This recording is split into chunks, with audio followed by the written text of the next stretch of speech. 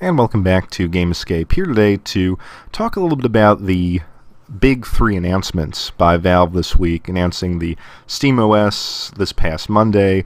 On Wednesday, they talked about the development of Steam machines, and on Friday, they released some information about a new controller that will work with both the OS and the Steam machine. It was an exciting week. I think the gaming press at first came out. They were a little skeptical of what Valve was really trying to do here and extending itself into the living room. Obviously, we've heard that chatter for many years now. And it seemed like, on the one hand, there was this skepticism about who are these third-party developers that they mentioned. If they are on board, it might have been nice to hear about who they are and what they're planning.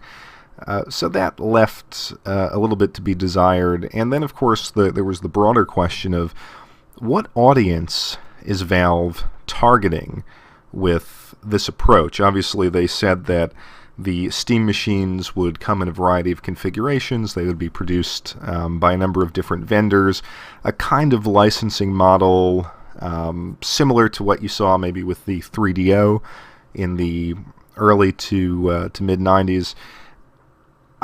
Yes, you can be skeptical about all of that, but I think it's a really, really smart move. I think the PC as a platform is slowly fading away, not so much with the hardcore PC gamer crowd, the Valve's kind of core audience, but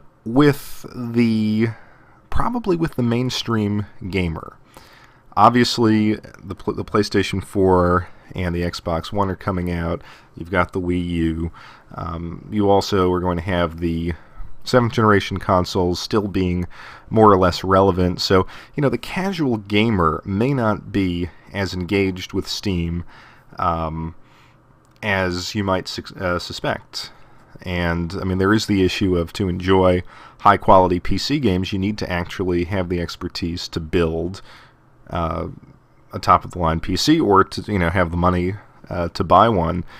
And I think Valve is right to believe that there is kind of an untapped marketplace out there for their approach to gaming. I don't know, of course, no one knows exactly what these configurations will be, but I think it's fair to say that one of the reasons why Valve has, and Steam as a platform, why they have such a loyal customer base is because, really, Steam is one of the few gaming platforms out there where you can play high-quality AAA games for a very, very reasonable price. Maybe not right away, but eventually you can get just a ton of gaming for your dollar on Steam, and you add into that the fact that Steam has, I think, really bolstered the independent developer. Obviously, Microsoft and Sony are trying to get into that space, but there is just such a ton of variety out there on Steam that I think would appeal to a broader audience than Steam already has, with kind of the hardcore gamer who is also into PC gaming. The question for me will be the extent to which they're going to compete on price. And I think that they're going to have to price these boxes very aggressively. The rumors that I have heard have been that the sort of entry-level box will be a streaming device, which will sort of allow you to play maybe your entire Steam library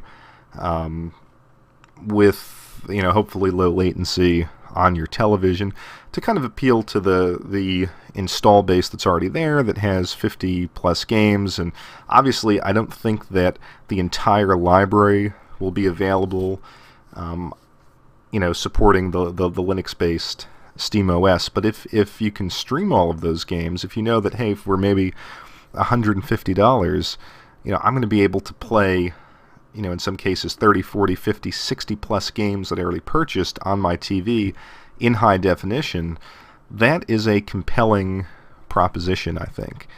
I know my Steam library is about 50 games.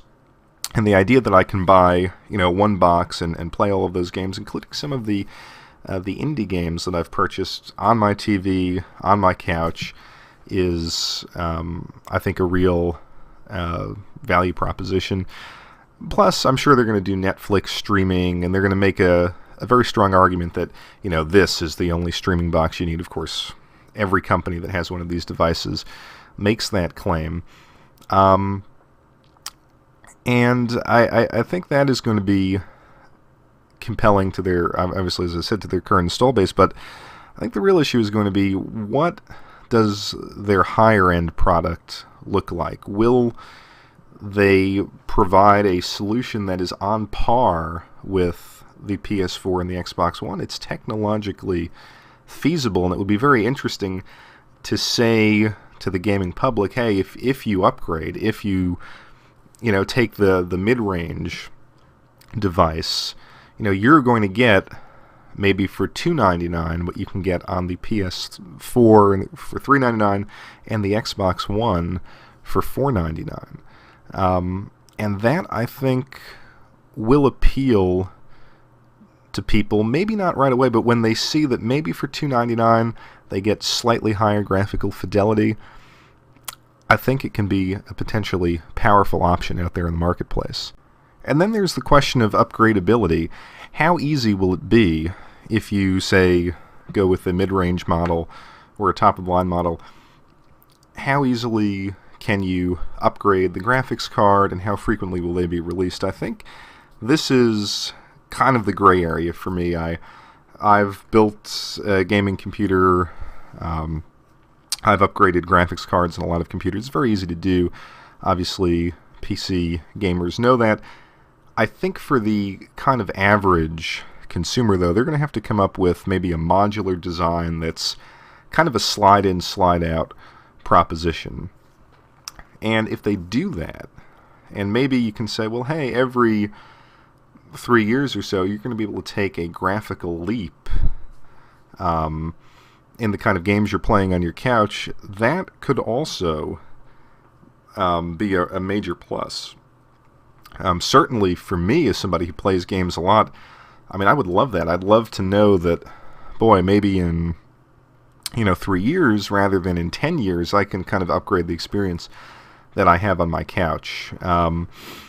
It's very, very kind of interesting strategy, and I think it's one that the market is ready to accept, because PC gaming does offer a lot, and if this is kind of the way that you can keep PC gaming alive, in an era again when the desktop computer is going to see some decline, I think it's a positive, and I am certainly all for it. Of course, the question is, how will developers embrace Linux? I think that to me is the unanswered question. If you're developing for the PS4, for the Xbox One, even though they're similar, you throw in maybe some third-party developers will be developing for the Wii U, and then you might also have the PS3 and the 360 still going,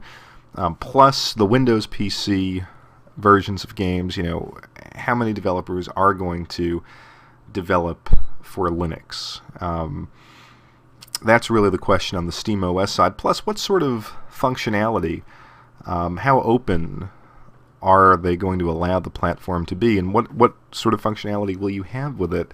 I think if Steam comes out and has an application-based model, and maybe you can, say, check your email and surf the web, and it has some more PC-like traits, I think that will help it. Being able to run Linux programs on it without too much difficulty will, again, be a boost for it. But yeah, I think that's the question. How will developers embrace this? And I think kind of the way that Valve needs to make it work is to be really, really aggressive on price, not only of the Steam machines, but also on the games. To be able to come out and say, maybe and they will release a Half-Life 3 and say, look, this is the platform you have to play it on, and by the way, it's going to be $14.99 or $19.99 or $29.99 on SteamOS and maybe 40 or 50 elsewhere. I mean, it has to be something like that. They have to come out and say, we've got a launch lineup of excellent games at really, really reasonable prices. I think that is how they're going to build that install base initially, and if they don't get that install base initially, it will actually be somewhat of an uphill battle, but I want to believe that this is kind of a nice extension of classic PC gaming, and I want to see that survive into the future. With regard to the controller, with kind of the touchpads for thumbsticks, I'm going to reserve judgment on that. Obviously, it calls to mind the terrible controls you had on the Sony Xperia Play, but I'll give Valve the benefit of the doubt, and we'll see how it works. But overall, an exciting announcement, an announcement that has been a long time in the making, and with a large library of Steam games, I certainly will be interested in at least the streaming option, because I doubt that the entirety of the Steam library will be able to be, ported to Linux. But this is, I think, definitely something to watch out for, and I think a fairly major story in gaming.